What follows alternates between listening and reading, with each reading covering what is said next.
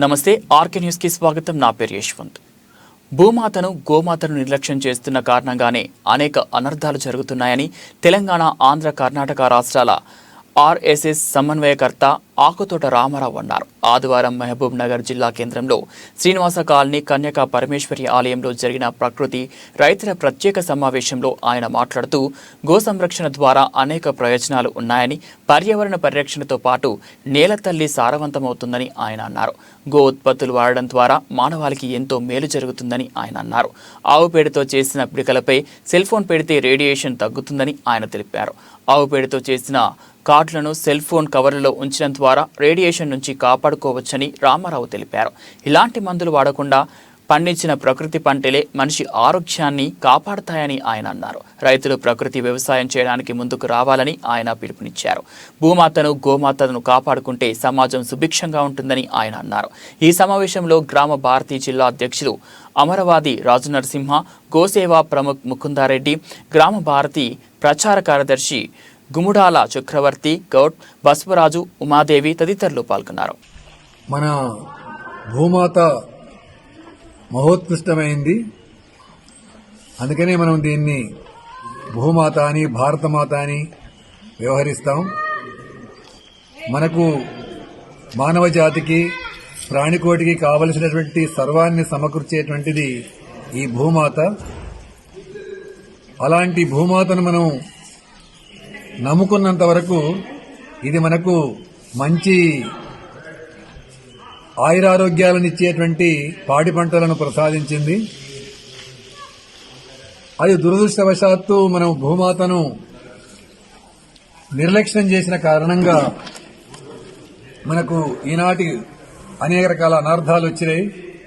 రసాయనాలతోని ఈ భూమిని, పర్యావరణాన్ని మనం పాడు చేశాము. ఆ కారణంగా విషతుల్యమైనటువంటి ఆహారము, అట్లాగే అవి తిన్నటువంటి ముఖ్యంగా మానవ జాతి గాని, అట్లాగే ప్రాణికోటి గాని రోగాల బారిన పడుతున్నాయి. దాన్ని కాపాడుకోవాల్సినటువంటి అవసరం ఉంది. మన కన్నతల్లి భూమాత, గోమాత, అలాగే గంగామాత అని ఉపయోగపడేటువంటి ప్రతి ప్రాణిని, ప్రతి వస్తువును కూడా తల్లిగా భావించేటువంటి ఉదాత్తమైన సాంప్రదాయం అన్నది. ఈ నేపథ్యం లోపల ఈ భూమిని కాపాడుకోవాల్సిన అవసరం ఎంతైనా ఉంది. భూమిని సుపోషణ చేసుకోవాలి. ఇందులో సహజసిద్ధమైన, ప్రకృతితుల్యమైనటువంటి, గో ఆధారితమైనటువంటి పంటలు గనక మనం పండించినట్టయితే, ఆ పద్ధతిలో మొక్కలు నాటినట్టయితే, తద్వారా వచ్చేటువంటి మనకు ఫలసాయం మనకు మానవుని యొక్క ఆరోగ్యాలకు ఎంతో ఉపయోగపడుతుంది. ఎందుకంటే మనిషి ఆరోగ్యం అంటే ఒక్క మందు మాత్ర కూడా లేకుండా బ్రతకడము, ఒక్క మందు మాత్ర లేకుండా మన తల్లులు పండంటి సంతానాన్ని కనగడం, అప్పుడే మాత్రమే ఇది నిజమైనటువంటి వాళ్ళది ఆరోగ్యంగా మనం భావించవచ్చు. ఆ విధంగా దేశం యొక్క ఆరోగ్యము, ప్రజల యొక్క, ప్రాణుల యొక్క, ఈ సృష్టి యొక్క ఆరోగ్యాన్ని కాపాడవలసిన బాధ్యత రైతులపైన ఉంది. రైతే రాజులు కావాలి. దానికోసమని ఈ భూమిని కాపాడుకోవాలి. ఆ భూమి కాపాడాలంటే ఏకైక పరిష్కార మార్గము, ఉత్తమ పరిష్కార మార్గం ఏంటంటే గోమాత.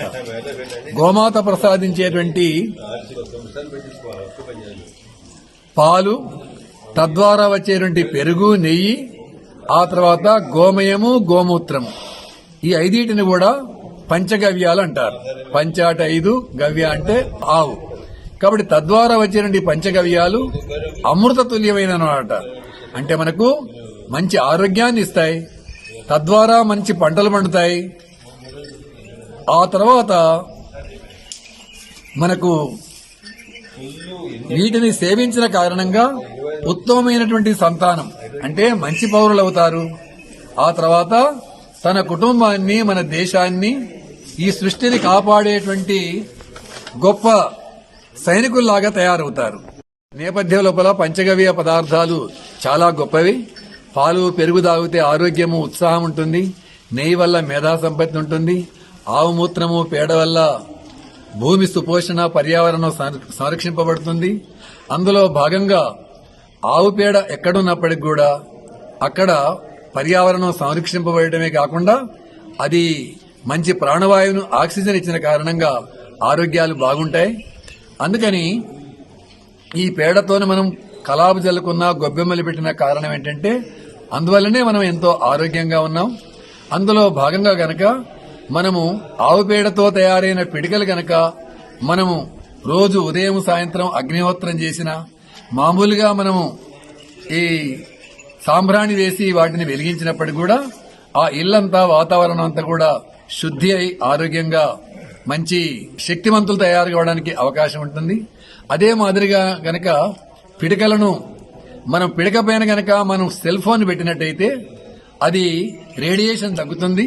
ఎందుకంటే ఫోన్ ద్వారా వచ్చేటువంటి రేడియేషన్ మనకు ఎంతో ఎక్కువ అనుభవిస్తున్నాం. దాన్ని నివారించడానికి పేడలో ఉండే గుణం ఏంటంటే ఒక ప్రాణిలో గాని మనిషిలో గాని అలాగే ఇలాంటి వస్తువుల్లో గాని దాంట్లో ఉండేటువంటి రేడియేషన్ ని అంటే అణుధూళి యొక్క వచ్చేటువంటి దురాగతాలను నష్టాన్ని తొలగించేటువంటి గుణము ఆవు పేడలో ఉంది.